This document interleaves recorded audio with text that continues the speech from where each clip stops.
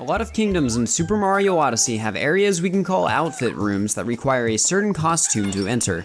Mushroom Kingdom's outfit room presents us with a throwback to SM64's courtyard, appropriately matching the outfit required for it. Overall, the room is pretty cool, but the main thing we're interested in here is the trees. There really isn't anything else we can interact with that's like it. To start off, they're completely flat, which is probably what makes them so unique. Because of this trait, the trees will always face the camera as long as they can update.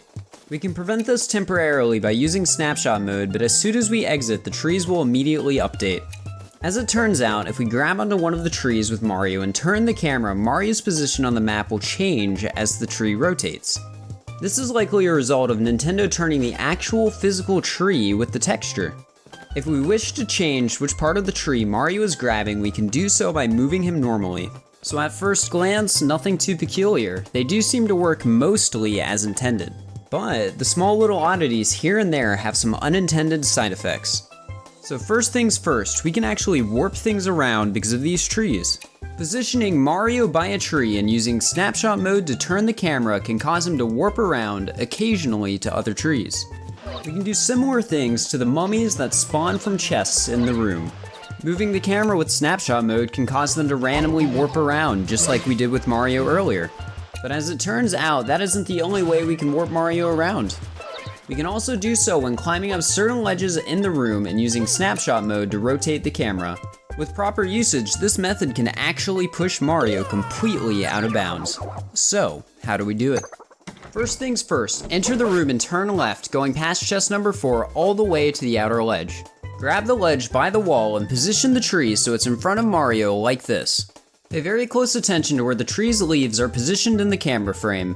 The angle isn't all that tight, but following closely should make warping easier and more consistent. Climb the wall using the joystick and go into snapshot mode when Mario's knees are both on the upper platform. Turn the camera in snapshot mode 180 degrees and center the reticle directly on the tree. Spam snapshot mode until you see Mario warp fully out of bounds. Once he's out of bounds, you have two options. Let Mario drop and fall to his doom outside of the map, or spam cap throw, cap bounce, and then land on the seam of the wall so you can remain out of bounds. If you want to survive, it can be hard to get enough height, so if you fail a few times, just try again, you'll get it. So now that we're out of bounds, what exactly can we interact with? As it turns out, there's almost no collision out here.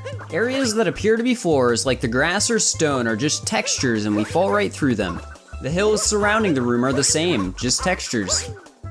The only area available for us to stand on and remain out of bounds are the small seams inside the walls, with one exception. We can jump and cap bounce over to the opposite side of the door, which happens to be a small room.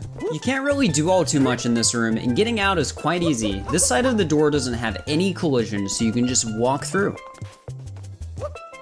If you fiddle with Mario and the camera enough, you can also get some weird camera angles, such as this one that falls below the map.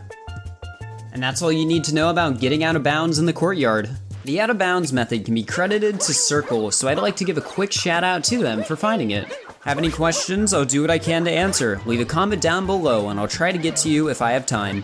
Thanks again for watching. If you enjoyed the video, feel free to like and subscribe. I'll see you guys next time.